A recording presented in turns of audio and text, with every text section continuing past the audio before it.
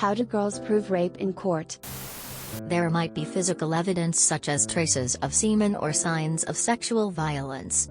But it has to be reported quickly, and unfortunately it often isn't. Look, I'm gonna give my experience of this. It wasn't rape, it was sexual assault.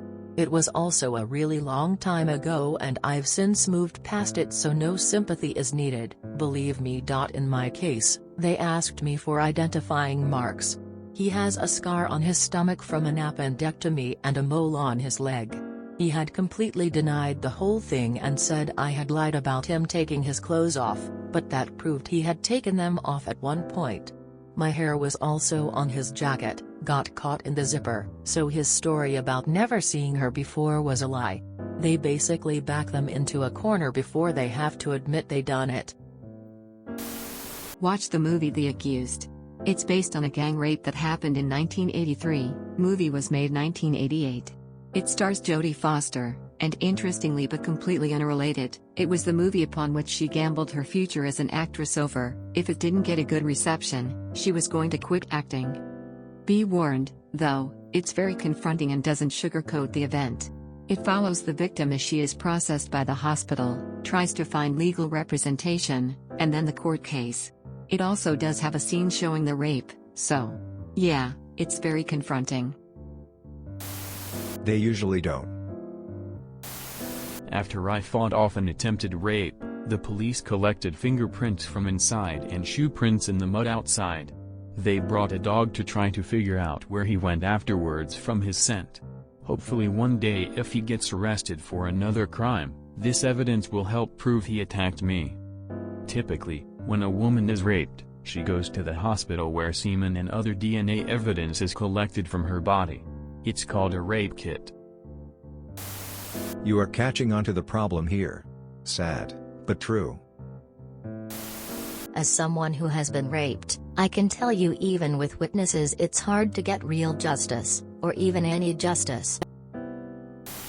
Well, most rapes actually take place in the woman's personal environment. Most of the time the perpetrator is an ex, partner, family member, friend, colleague or some other known person. Those rapes are oftentimes not very violent, not many or even no injuries, etc., and victims often blame themselves, because they let this person into their lives, because they let their guard down, maybe because they think it's their fault because they flirted or made out, whatever, so victims oftentimes need time before they report what happened to them. In these cases the perpetrators oftentimes admit the sexual contact but claim it was consensual, or deny any form of sexual activity.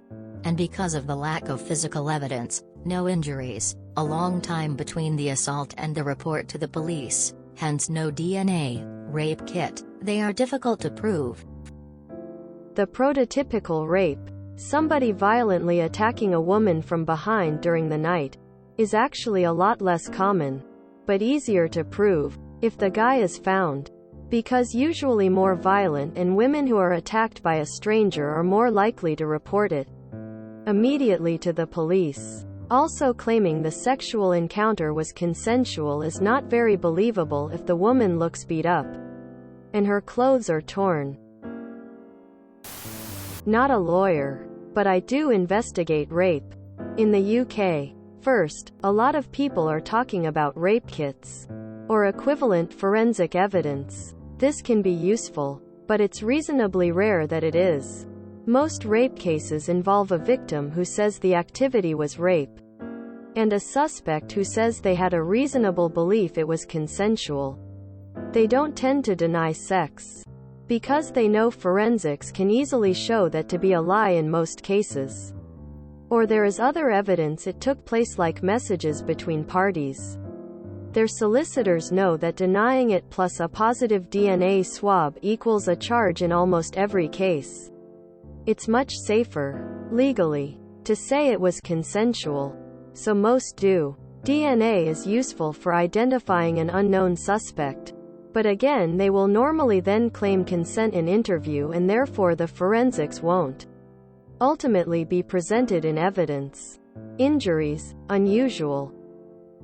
The research suggests that 80% plus of rape victims suffer no physical injury as part of their rape. And that's not really very surprising. The body is doing something it's designed to do. And contrary to rape myths and stereotypes, most rapes aren't violent and most victims, about 60%, don't resist in any way. Survival mode kicks in and the brain sees the best way to survive is to go along with it. Appease the attacker. A properly directed jury should not equate a lack of injuries with falsehood. So how do we investigate? It's common on Reddit and similar sites discussing sexual crime to dismiss the victim's account as evidence. She says it, but there's no evidence, or words to that effect. Witness testimony is evidence. The main evidence presented in most trials.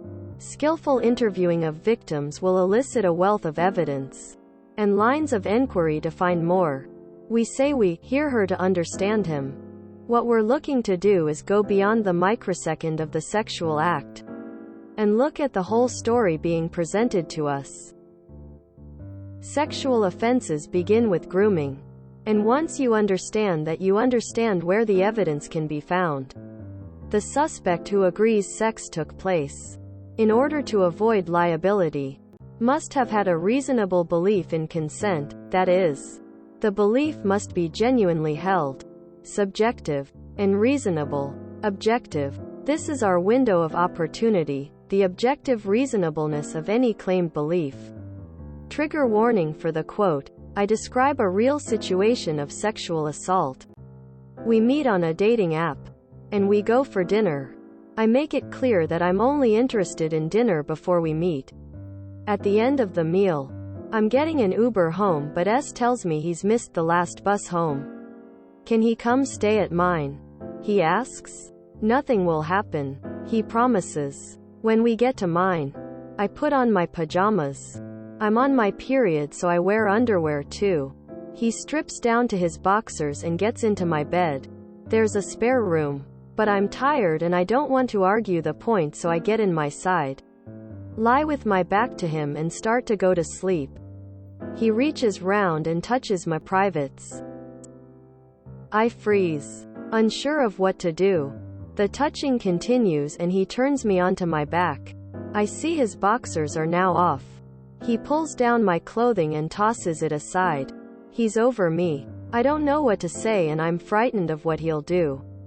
He tells me he will put it in, and after a couple of seconds, he does. After he's finished, he rolls back into his side and goes to sleep. In the morning, he doesn't discuss what happened and gets an Uber home. Why couldn't he do that last night? I think. He texts me later saying what a great time we had. Did you spot the grooming? How would you build a prosecution narrative here? What myths and stereotypes are in play here? What do you think he will say and how could we counter it? Note: I have used she for victims throughout this for ease, but men can be raped too. The same points apply. First, the girl has to go to the hospital. They take all of her clothing as evidence. Then the girl has to subject herself to an incredibly invasive medical exam where they look for any external and internal injuries. The medical team will test her for any physical specimens, hairs, semen, skin cells, etc. And then they will photograph her body, including her genitals, if they feel like there are injuries that could be used as evidence in court. If the medical staff is kind, she gets to wear scrubs afterward. But if not, she wears clothes from the lost and found. Next, she has to talk to detectives about the alleged rape. She has to discuss every detail over and over again while they ask her repeated questions. Then, the detectives investigate and take their case to the court. If the court feels like there is a case, they will prosecute. Due to the backlog in rape kit testing, this can take months and/or years, all during which the girl has to retell her story, where, as you said, people don't feel like there is proof. If it ever goes to court, it's a case of he said, she said, and the burden of proof is on the victim. The same victim that has already been through all of the above. I know that this didn't answer your question totally, but it's why the majority of rapes go unreported. Also, this isn't exactly how the justice system works, but it's a general idea. I've been raped 4 separate times by 4 different men. I filed charges against one of them. This was what little I can remember. If my experience, I was raped by someone I went to school with over summer break. When it was all over and I could finally get to my phone, I had my friends come pick me up. No one taught us what to do if you or someone you know is assaulted. We should have been taught about sane exams, contacting police, and proper procedures in sex ed. I'm still angry that they didn't. So my friends picked me up and took me back to their house where they drew me a bath and helped me get cleaned up. They saw my injuries but nothing needed immediate medical attention, so they tried to make the day as normal as possible. It took me 8 months and him taunting me at school before I finally reported it. I was lucky. The officers assigned to me were kind and they believed me. I had to work to get my rapist to confess. I messaged him on social media trying to get him to talk about it, and I even called him a few times. The calls were always fine from the police station on a recorded line. I was there with an officer who was coaching me on what to say to hopefully get a confession out of him. I met with the DA and we came up with our goal for his punishment. Since I didn't have any hard evidence, we wanted some charge I can't remember and for him to take classes. That was it. This happened when I was 17. Filed the report when I was 18. And ended when I was 19, over 2 years after the incident. In that time I was frequently asked to try and find evidence, get my friends to make statements, and even track down his friends and get them to make statements. My entire case depended on getting people to help me. They didn't. I still remember where I was standing when I got the call that the DA decided to drop my case. I didn't have enough evidence to even take him to court. If I had been taken to the hospital for a sane exam, I guarantee there would have been enough evidence to at least charge him with battery. It's important for anyone who has been assaulted to get that exam. When I was raped, I was conflicted about reporting. I wanted to put it out of my mind and pretend that it didn't happen and move on. I didn't want to be a victim. I didn't want to have to tell people over and over again what happened. I didn't want it to define me. Obviously, that didn't work. I ended up reporting about 6 weeks after the rape occurred. I kept the shirt I was wearing, which I knew had his semen on it. They tested his DNA and it was a match. He made up this thing saying he was my unrequited love, and that I had somehow obtained and planted his DNA. His dad is a sergeant for a county police department nearby. The prosecuting attorney said, "What did I expect going out drinking with men? And that I gave up my right to prosecute when I didn't go to the hospital the immediately after the rape for a rape kit." For context, you still have to pay your deductible for a hospital visit when you get a rape kit. Mine would have cost $300. Plus, not all nurses can do one. So you just sit there waiting for them to probe you and take photos of your nude body so you can hopefully get some semblance of justice. But there's no guarantee that it will amount to anything even with this. I was raped on September 11, 2015. The prosecuting attorney is still in their position and married to a House representative for my state in Congress. The father of my rapist is still in his position. My rapist has been completely vindicated. I don't know why your question prompted me to tell you my whole story. I haven't really had a successful or long-term relationship since. I have had a hard time trusting people. I was really angry and sad for a long time. I still don't know if it was worth reporting. But this can be life for survivors of assault. Edit. I've realized I was more traumatized by the response after I reported than I was the rape itself. It's one thing to think that one evil person exists as an individual. As an exception, it hurts still to know everyone with authority came to his aid even when they knew he was lying. But they blame me instead. What did you expect? They asked me. I shouldn't have reported honestly. I just wish I could have moved on like I planned from the start. Reporting made it way worse. It's shaped my whole outlook on life.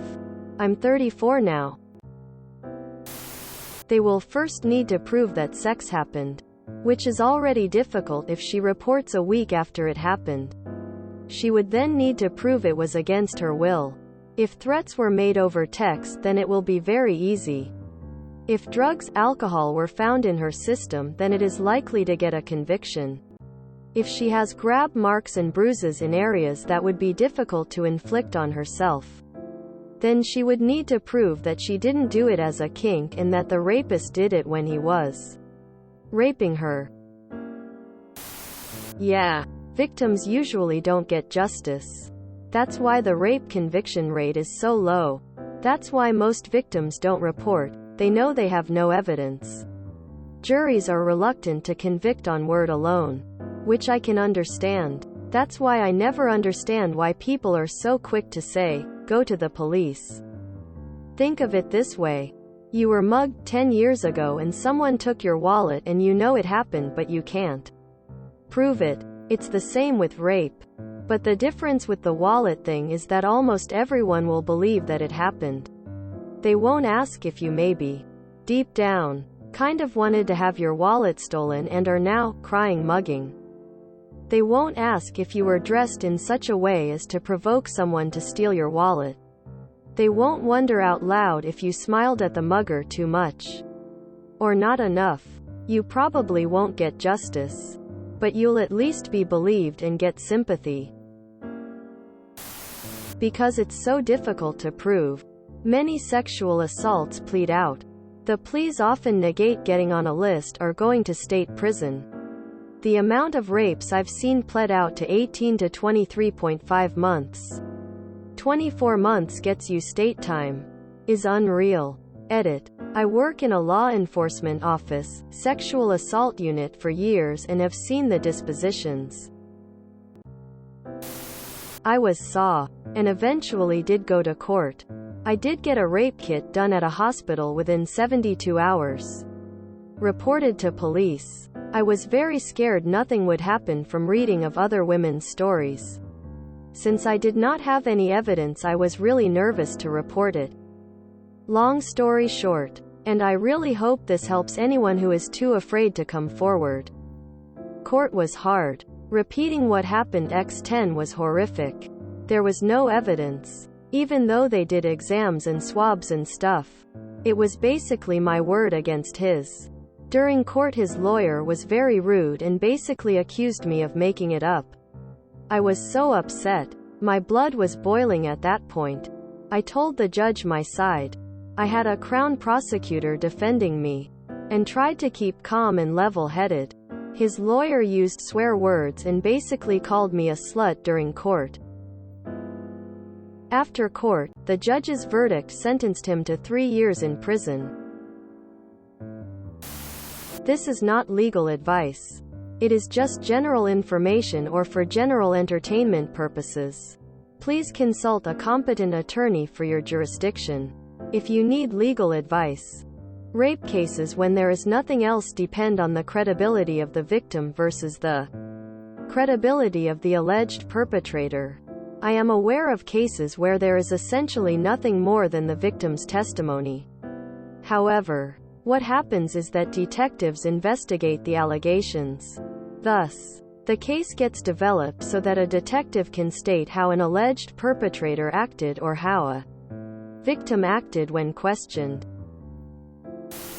How will the girl get justice in court without any evidence? She seldom does. Which is why many rapes go unreported. Many women feel it's better to simply try and move on than upend their life with nothing to show for it. I went through this recently.